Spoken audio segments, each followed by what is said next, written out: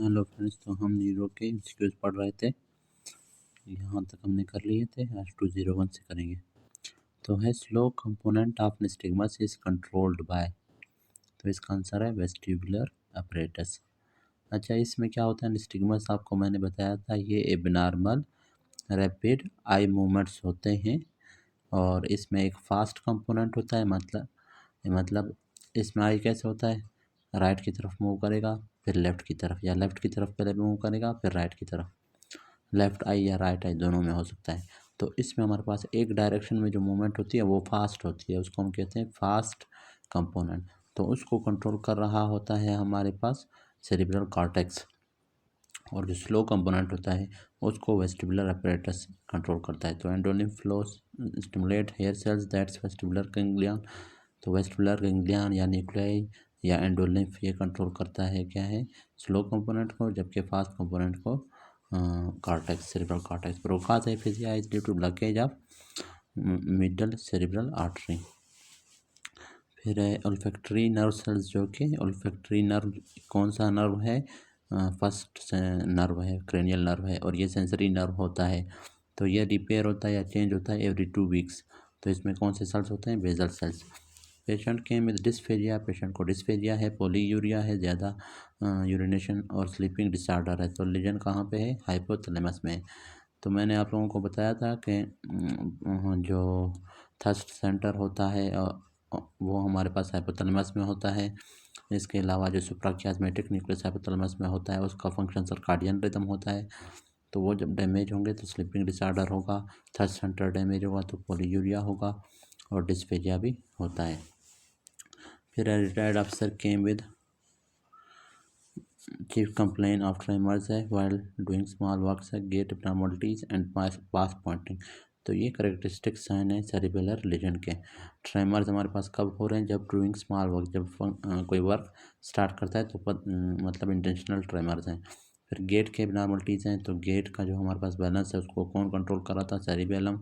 और पास पॉइंटिंग है, पास पॉइंटिंग मैंने आपको बताया था, उसमें एक फिंगर नोज टेस्ट होता है, या मतलब सामने एग्जामिनर खड़ा है तो पेशेंट को बोलेगा कि आइज़ ओपन करके अपना फिंगर मेरे फिंगर के साथ टच करें, तो वो उस डायरेक्शन में अपना हाथ क्या करेगा? ले जाएगा, और अपने इंडेक्स फिंगर को या मिडल फिंगर को एग्जामिनर के मिडल फिंगर से स्ट्रेच करके उससे टच करेगा। पहले आइज़ ओपन के साथ, फिर उसके बाद वापस आई क्लोज करके ही करेगा। लेकिन ये क्या है, जब सेरिबेलर लीजन होगा तो वो टच नहीं कर पाएगा, बल्कि उससे क्रॉस हो जाएगा आगे, क्योंकि कोऑर्डिनेशन की प्रॉब्लम आ जाती है ना। सेरिबेलम कोऑर्डिनेशन ऑफ मूवमेंट्स को भी कंट्रोल कर रहा होता है, तो इसको कहते हैं पास पॉइंटिंग। ये भी सेरिबेलर लीजन का एक साइन है। फिर है a man presented with stroke, ACA is affected, anterior cerebral artery affect हुआ, it will affect which area of the brain? तो सोमेटोसेंसरी एरिया। एंटीरियर सेरिब्रल आर्टरी क्या होता है? सोमेटोसेंसरी एरिया को सप्लाई कर रहा होता है। Most of the optic fibre ends eight lateral geniculate body, और जो तो लेटरल जेनिकुलेट, एल से लाइट मतलब विजन, इसका ताल्लुक विजन से है लेटरल जेनिकुलेट का, और एम से म्यूज़िक। म्यूज़िक क्या होता है? म्यूज़िक को हम सुनते हैं ना, तो मीडियल जेनिकुलेट का जो फंक्शन होता है हेयरिंग के साथ होता है। तो इस तरह से याद रखें, M for music, L for light या विजन। तो optic fibre that's visual pathway and at lateral geniculate body. And तो नहीं होता, लेटरल जेनिकुलेट बॉडी से आगे भी जाता है, लेकिन एक बार जाके ऑप्टिक ट्रैक्ट्स जाके एंड होते हैं कहाँ पे? लेटरल जेनिकुलेट बॉडी में। उसके बाद फिर ऑप्टिक रेडिएशन स्टार्ट होते हैं। Auditory fibre ends at medial geniculate body. L for light, M for music है। A lesion in the basal ganglia results in which of the following है? Involuntary movements. ये पहले भी एमसीक्यूज हमने पढ़ा था कि बेसल गैंग्लिया वॉलंटरी मूवमेंट्स की प्लानिंग कर रहा होता है, वो डैमेज होगा तो इनवॉलंटरी मूवमेंट्स होते हैं, जैसे कोरिया, थायथिटोसिस, ये सारे। Regarding Weber syndrome, contralateral paralysis with ipsilateral ptosis and lateral division of the eye. Weber syndrome क्या होता है? इसमें मिड ब्रेन का भी कौन सा हिस्सा? मीडियल हिस्सा। मीडियल हिस्से में क्या होता है? अक्लोमोटर न्यूक्लियाई होते हैं। तो जब अक्लोमोटर न्यूक्लियाई डैमेज होंगे तो क्या होगा? ऑब्ड्यूसेंट नर्व का क्या होगा? ओवर डोमिनेट करेगा, और ऑब्ड्यूसेंट नर्व क्या करता है? आई की एबडक्शन करता है, लेटरल डिवीजन करता है। तो इस वजह से लेटरल डिवीजन हो रहा है। और साथ में इप्सी लेटरल टोसिस। अब टोसिस क्यों हो रही है? मैंने कहा था पर आईलेट को भी ओपन रखता है ऑक्यूलोमोटर नर्व, तो वो डैमेज होगा तो क्या होगा, टोसिस होगी, ड्रूपिंग ऑफ अपर आईलिड होगी। और साथ में कंट्रालेटरल। अब medial part of mid brain से सिर्फ ये कार्टिकोबल्बर ट्रैक से पास नहीं होते। कार्टिकोबल्बर मतलब जो सेरेब्रल कॉर्टेक्स से जा रहे होते हैं क्रेनियल नर्व के न्यूक्लियाई तक फाइबर्स, तो कार्टिकोबल्बर न्यूक्लियाई भी हमारे पास होते हैं। वो जब डैमेज हो रहे हैं तो ये हो रहा है ipsilateral ptosis and lateral deviation of eye. और साथ में जो कार्टिकोस्पाइनल ट्रैक्स होते हैं वो भी medial part of mid brain से पास हो रहे होते हैं, लेकिन वो नीचे पैरामिड मेडुला में जब वो पहुंचते हैं इस तरह से पास हो रहे हैं। मेडुला में जब पहुंचते हैं तो वो opposite side of the body में जाके इंटर होते हैं, ठीक है, इस तरह से क्रॉस करके। तो ये जब डैमेज होंगे हमारे पास यहाँ पर ऑक्यूलोमोटर नर्व है फॉर एग्जांपल, वो डैमेज हुआ, उसकी वजह से टोसिस हो गया और लेटरल डिवीजन ऑफ आई। साथ में ये वाले ट्रैक कार्टिकोस्पाइनल ट्रैक वो गए डैमेज हुए, तो contralateral opposite side of the body की पैरालिसिस हो गई।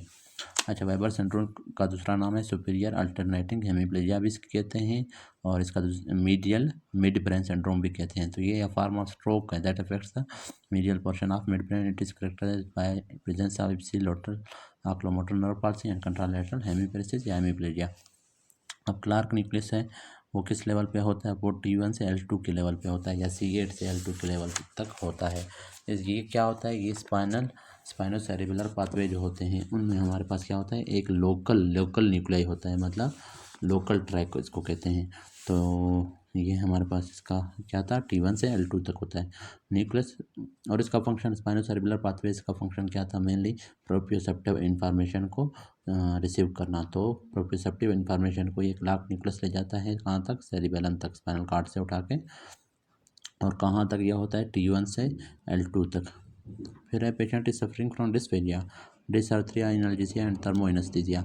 अब ये फिर हमारे पास डिस्फेजिया हो रहा है पेशेंट को, डिसआर्थरिया मतलब 9th and 10th cranial nerve damage हुए हैं। एनाल्जेसिया पेन जो है लॉस हुआ है, पेन और टेम्परेचर के फाइबर्स, पेन और टेम्परेचर के फाइबर्स को कौन कैरी करा था, डॉर्सल कॉलम मीडियल मेनिस्कस, तो वो डैमेज हो रहे हैं। साथ में 9th और 10th नर्व डैमेज हो रहे हैं। तो 9th और 10th नर्व कहाँ पे थे, मेडुला में थे, आपको पता है। और इप्सिलेटरल साइड ऑफ फेस भी लॉस हो रहा है। और ट्राइजेमिनोथैलेमिक ट्रैक वो भी मेडुला और पोन्स वगैरह से पास हो रहे थे। और इप्सिलेटरल हार्नर सिंड्रोम, सिंपैथेटिक जो फाइबर्स होते हैं हाइपोथैलेमस से आ रहे होते हैं वो भी मेडुला से ऊपर से आ रहे होते हैं, तो वो भी डैमेज हो रहे हैं। तो कौन सा आर्टरी इसमें हमारे पास डैमेज हो रहा है, तो वो है पोस्टीरियर इन्फीरियर सेरिब्रल आर्टरी। अब इसको पाइका भी कहते हैं ना, शॉर्ट फॉर्म में पाइका। ये हमारे पास सप्लाई कर रहा होता है लेटरल पार्ट ऑफ मेडुला को। और लेटरल पार्ट ऑफ मेडुला में हमारे पास ये सारे चीज़ें प्रेजेंट होती हैं। अब मैं यहाँ से आपको समझाता हूँ। ये हमारे पास मेडुला है, इस लेटरल पार्ट में यहाँ पर प्रेजेंट होते हैं न्यूक्लियस, 9th नर्व है, 10th नर्व है। तो ये जब डैमेज हो रहे हैं तो डिस्फेजिया, डिसआर्थरिया हो रहा है। साथ में फेस के लिए हमारे पास आ रहे होते हैं ट्राइजेमिनोथैलेमिक ट्रैक, और इप्सिलेटरली जा रहे होते हैं, ठीक है। अगर लेफ्ट साइड का ये लेटरल पार्ट ऑफ मेडुला या पाइका डैमेज होता है तो लेफ्ट साइड का ये वाला ट्राइजेमिनोथैलेमिक ट्रैक डैमेज होगा। इसका फंक्शन क्या होता है, फेस के टेम्परेचर और पेन सेंसेशन को कैरी करता है। इसके अलावा मीडियल लिमिनिस्कस पाथवे जो होते हैं जो कि लोअर पार्ट ऑफ मेडुला से इस तरह से जा रहा होता है, तो ये भी अगर डैमेज होगा तो कंट्रालेटरल बॉडी के पेन और टेम्परेचर लॉस होंगे। तो ये सारे। और इप्सिलेटरल हार्नर सिंड्रोम क्यों हो रहा था, क्योंकि हाइपोथैलेमस से इप्सिलेटरली फाइबर्स आ रहे होते हैं, सिंपैथेटिक फाइबर्स, ये जब डैमेज होते हैं तो फिर क्या होता है, हार्नर सिंड्रोम। तो ये हमारे पास इसको कहते हैं लेटरल मेडुलरी सिंड्रोम, क्योंकि मेडुला का लेटरल पार्ट डैमेज हो रहा है। क्यों, क्योंकि पाइका जो आर्टरी इसको सप्लाई करता है उसका नाम है posterior inferior cerebral artery, cerebellar artery. तो पाइका में लेटरल मेडुलरी सिंड्रोम होता है, उसमें ये साइन सिम्टम्स होते हैं। तो ये आपने याद रखना है, ये मैंने समझाए थे लेटरल मेडुलरी सिंड्रोम वाले टॉपिक में, लेक्चर में आप डिटेल से देख सकते हैं। फिर उसके बाद है dorsomedial nucleus of thalamus related with memory. लेकिन मेमोरी भी कौन सा, फ्राइट वाला मेमोरी, फियर एंड फ्राइट वाली जो मेमोरी होती है उससे रिलेटेड होता है। विच of the following is trigeminal reflex, corneal reflex trigeminal, मतलब ट्राइजेमिनल का कौन सा डिवीजन, ऑप्थेल्मिक डिवीजन यहाँ से सेंसेशन को कैरी करता है। और वापसी पे जो रिस्पॉन्स शो करवाता है वो फेशियल नर्व होता है। फिर है प्रोसेपेगोनोजिया, मीन्स ये होता है कि फेसेस को रिकग्नाइज करना, ये भी हमने पढ़ा था, टेम्पोरल लोब का फंक्शन होता है। नहीं सॉरी, मतलब प्रोसोएपिग्नोसिया का मतलब इनएबिलिटी टू रिकग्नाइज फेस। वैसे फेसेस को रिकग्नाइज करना फंक्शन किसका है, टेम्पोरल लोब का। तो वहाँ पर अगर हमारे पास लीजन होगा तो प्रोसोएपिग्नोसिया होगा, रिकग्नाइज नहीं कर पाएंगे फेसेस को। Medial part of frontal and parietal lobe को कौन सप्लाई कर रहा होता है, anterior cerebral artery. Related to lateral corticospinal tract क्या होता है, डिब्रोस्पाइनल ट्रैक। ये लेटरल कार्टिकोस्पाइनल जो 90% जो ट्रैक होते हैं कार्टिकोस्पाइनल उनको हम कह रहे थे वो जो है एंटीरियर होते हैं और वो पैरामिडल होते हैं, और जो लेटरल होते हैं वो डिब्रोस्पाइनल ट्रैक है, और ये हमारे पास थाई के फ्लेक्सर मसल्स को कंट्रोल कर रहा होता है। न्यूक्लियस पल्पोसस डिराइव होता है किससे, नोटोकार्ड से। तो सिर्फ ये हमारे पास क्या होता है, only adult anatomy derive from its notochord. तो एडल्ट में सिर्फ एक चीज़ नोटोकार्ड से डिराइव हो रहा है, वो है nucleus pulposus. Loss of pain and temperature sensation and intact touch sensation in which of the following. अब पेन और टेम्परेचर लॉस है, लेकिन टच सेंसेशन ये मैंने बताया था कि जैसे ये हमारे पास डार्सल हार्न है स्पाइनल कॉर्ड के, ये वेंट्रल हार्न है, यहाँ से हमारे पास डार्सल रूट है, डार्सल रूट में सेंसरी फाइबर्स आ रहे होते हैं, डार्सल हार्न में आते हैं। तो ये हमारे पास एक होता है डार्सल कॉलम वाले जो कि इप्सी लेटरली मूव कर रहे होते हैं अप टू द मेडुला। फिर अगले फाइबर्स भी यहाँ से आ रहे होते हैं जिनको हम लोग लेटरल ट्रैक कह रहे होते हैं, वो इसी तरह उनके फाइबर्स हैं। तो वो टच और उसके लिए होते हैं, पेन टेम्परेचर के लिए होते हैं। तो यहाँ पे आके उनका एक neuron first order neuron and होता है, यहाँ पर अगला न्यूरॉन का सेल बॉडी होगा, इस एरिया को सबस्टेंशिया जिलेटिनोसा कह रहे थे। यहाँ से जाएंगे अपोजिट साइड में, ठीक है, कंट्रालैटरल साइड में जाके फिर अपवर्ड मूव करेंगे। फिर है तीसरा, ये अभी हमारे पास क्या था, लेटरल ट्रैक था, lateral spinothalamic track, spinothalamic track ये क्या था, डॉर्सल कॉलम था। और फिर हमारे पास इसी तरह एंटीरियर ट्रैक होता है, एंटीरियर ट्रैक के फाइबर्स भी यहीं से एंटर हुए, यहाँ पे एंड हुए, यहाँ पर अगला सेल बॉडी है, वो फिर यहाँ से एंटीरियरली आके कंट्रालैटरल साइड के एंटीरियर एरिया में इस तरह से अपवर्ड मूव करेगा। अब यहाँ पर देखें, ये है एंटीरियर और ये क्रूड टच को कैरी कर रहा होता है, और ये लेटरल क्या होता है, टेम्परेचर और पेन को। अब क्या है, सरिंजियोमिलिया में क्या होता है कि यहाँ पर क्या प्रेजेंट होता है, सेंट्रल केनाल। सरिंजियोमिलिया में ये सेंट्रल केनाल क्या होता है, ये डायलेट होना स्टार्ट होता है। तो ये देखें, ये सेंट्रल केनाल है, उसके पास से गुजर रहा है क्या, लेटरल स्पाइनोथैलेमिक ट्रैक, और एंटीरियर स्पाइनोथैलेमिक ट्रैक अभी तक यहाँ थोड़ा दूर है ना, ये देखें ये थोड़ा दूर होता है। तो सरिंजियोमिलिया में ये सेंट्रल केनाल क्या होता है, डायलेट होना, इसमें सिस्ट बनते हैं, ये डायलेट होता है। जब ये डायलेट होगा तो ये कंप्रेस करेगा किसको, सबसे पहले लेटरल स्पाइनोथैलेमिक ट्रैक को, तो उसकी वजह से पेन और टेम्परेचर लॉस होंगे। उसके बाद आहिस्ता आहिस्ता लेट स्टेजेस में ये फुल डायलेट होता होता होता होता तो क्या करेगा, एंटीरियर स्पाइनोथैलेमिक ट्रैक को भी फिर हमारे पास वो करेगा, फिर क्रूड टच भी लॉस हो जाएगा। तो इस वजह से सरिंजियोमिलिया में सबसे पहले पेन और टेम्परेचर लॉस होते हैं, लेटरल स्पाइनोथैलेमिक ट्रैक लॉस होता है। अच्छा, तो ये यही पूछना चाह रहा है कि इस कंडीशन को हम क्या कहते हैं, सरिंजियोमिलिया। तो कहाँ चला गया, मीडियल पार्ट ऑफ, अच्छा ये हो गया रिलेटेड टू ये न्यूक्लियस पल्पोसस है, सही है, ये सरिंजियोमिलिया इसका आंसर है। फिर है cranial neuropore closure defect absent है ब्रेन कल्वेरियम। अब क्रेनियल न्यूरोपोर एक एंटीरियर होता है एक पोस्टीरियर। एंटीरियर जब हमारे पास उसमें डिफेक्ट होता है तो वो एनएनसेफली होता है, इसमें ब्रेन नहीं बनता, एन मतलब एब्सेंट, इनसेफली मीन्स ब्रेन, ब्रेन इसमें एब्सेंट होता है। और अगर पोस्टीरियर न्यूरोपोर अगर नहीं होगा, क्लोज नहीं होगा, तो उसमें क्या होता है, spina bifida. Patient with upper motor neuron lesion exhibit sign of right side hypertonia. एक पेशेंट है उसमें अपर मोटर न्यूरॉन के लीजन है, और अपर मोटर न्यूरॉन में आपको पता है वैसे भी हाइपरटोनिया होता है, मसल टोन इंक्रीज होता है और एक्सजरेटेड रिफ्लेक्सेस होते हैं, एंड पॉसिबल और रुबिन्स्की साइन भी होता है। Which are the following area is, अब एरिया पूछ रहा है कि कौन सा एरिया मोटर एरिया है ब्रेन में, तो हमारे पास वो है यही लेफ्ट फ्रोडमन एरिया, मतलब 4। तो लेफ्ट जो हमारे पास लेफ्ट मोटर कॉर्टेक्स होता है या लेफ्ट फ्रंटल लोब होता है, वहाँ पर ब्रोडमैन एरिया 4 होता है, वो कंट्रोल कर रहा होता है मोटर मूवमेंट्स वगैरह को। Highest presentation on motor homunculus. अब ह्यूमनक्यूलस क्या होते हैं, ह्यूमनक्यूलस हम लोग क्या करते हैं, इमेजिनरी हम लोग क्या स्ट्रक्चर्स बनाते हैं ब्रेन के डिफरेंट पार्ट्स के ऊपर, मतलब मोटर कॉर्टेक्स और सेंसरी कॉर्टेक्स के ऊपर, उसके थ्रू हम समझ रहे होते हैं कि मोटर कॉर्टेक्स का मीडियल पार्ट हमारे बॉडी के कौन से मसल्स को, कौन से एरियाज़ के लिम्स को या पार्ट्स को कंट्रोल कर रहे होते हैं। तो इसी तरह इस मोटर होम्यूनकुलस जो होता है उसमें सबसे ज़्यादा पार्ट किस चीज़ के लिए होता है, लिप सेंसरी के में लिप्स का होता है, मोटर एरिया में थंब, मतलब थंब के लिए सबसे ज़्यादा न्यूरॉन्स होते हैं। सबसे बड़ा मोटर कॉर्टेक्स का सबसे बड़ा हिस्सा किस चीज़ के लिए होता है, थंब के लिए, मतलब थंब के लिए सबसे ज़्यादा न्यूरॉन्स आ रहे होते हैं क्योंकि, और उसके बाद फिर हैंड के बाकी फिंगर्स के साथ। अब हैंड और थंब के लिए सबसे ज़्यादा क्यों होते हैं, क्योंकि फाइन स्किल्ड मूवमेंट्स हैंड ने करने होते हैं। और सबसे स्मॉलेस्ट मोटर एरिया कहाँ किसके लिए होता है, थाई के लिए होता है। हाईएस्ट सेंसरी एरिया किसके लिए होता है, लिप्स के लिए होता है। इस वजह से लिप्स की सेंसेशन सबसे ज़्यादा होती है। अच्छा, फिर है आगे, injury to foramen ovale will lead to, foramen ovale से क्या पास हो रहा था, मैंडिबुलर नर्व, तो वो जब डैमेज होगा तो क्या होगा, last sensation at lower face, lower face के सेंसेशन को कैरी कर रहा था। और मैंडिबुलर नर्व क्या था, ब्रांच था ना ट्राइजेमिनल नर्व का। Which of the following is the nerve supply of sternocleidomastoid muscle, और स्टेर्नोक्लिडोमास्टाइड मसल का नर्व सप्लाई कौन सा है, वो एक्सेसरी नर्व। एक स्टेर्नोक्लिडोमास्टाइड को सप्लाई कर रहा होता है, 11th क्रेनियल नर्व है, ठीक है। दूसरा ये किसको सप्लाई कर रहा था, ट्रेपेजियस मसल को। Xerostomia, xero means dry, stomia means mouth, तो ड्राई माउथ है और ड्राई आइज को बोलते हैं xerophthalmia, xero dry, ophthalmia means आई।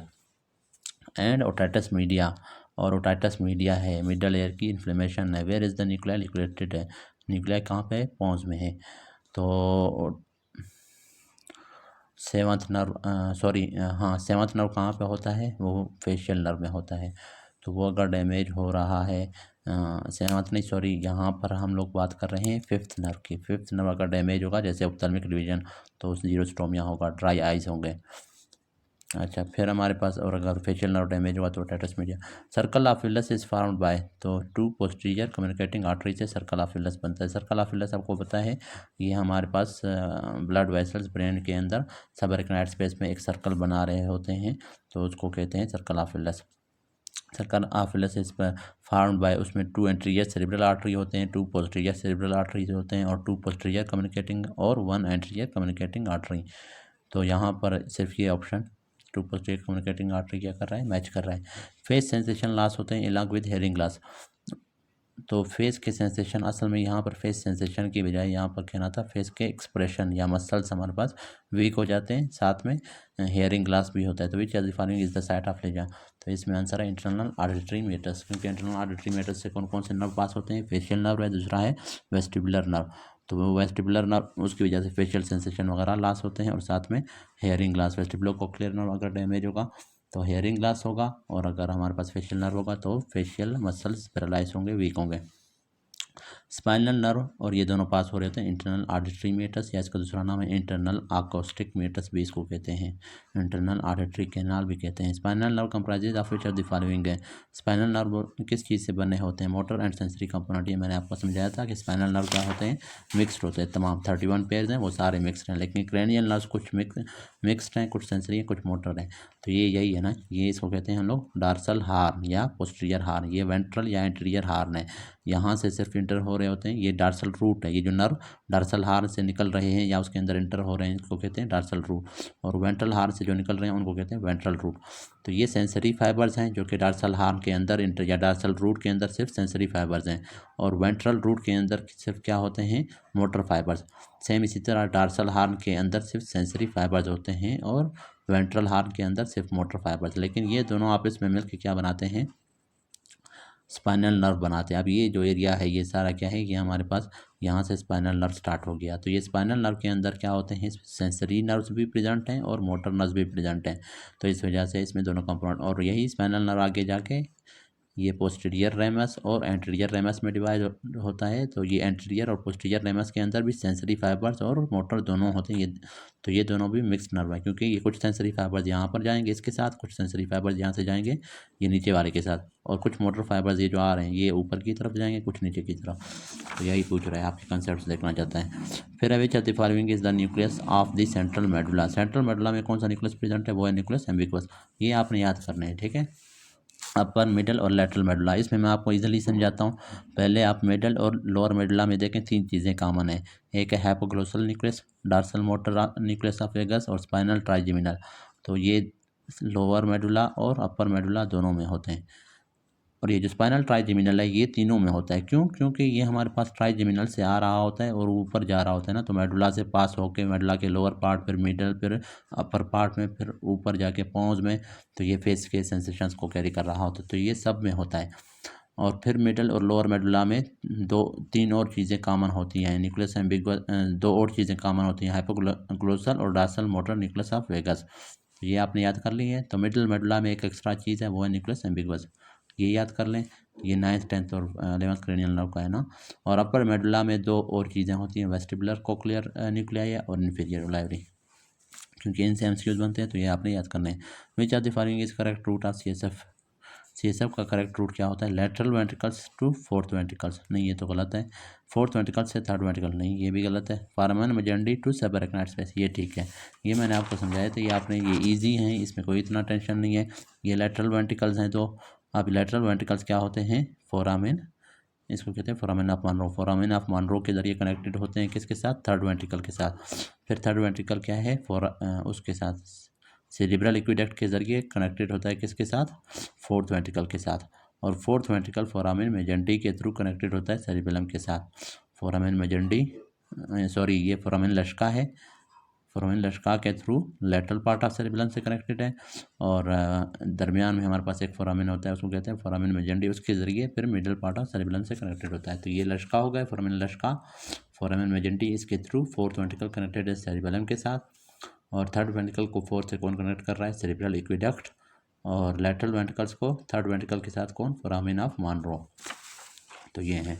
फिर हमारे पास है vagus nerve and central part is stimulated by will lead to. तो वेगस नर्व हमने कट किया है, उसका सेंट्रल पार्ट हमने स्टिमुलेट किया है, तो उससे क्या होता है? एपनिया, सांस उसकी डिफिकल्टी इन ब्रीथिंग या ब्रीथिंग स्टॉप हो जाना। ट्रू अबाउट एपेंडाइमल सेल, ये जो है कोराइड प्लेक्सिस में होते हैं और इसका फंक्शन लाइंस करते हैं वेंट्रिकल एंड स्पाइनल कैनाल का, और इसका फंक्शन होता है सीएसएफ को प्रोड्यूस करना। तो ये आज इस लेक्चर में इतना काफ़ी है। कुछ समझ नहीं आया तो आप कमेंट्स में पूछ सकते हैं। Thank you.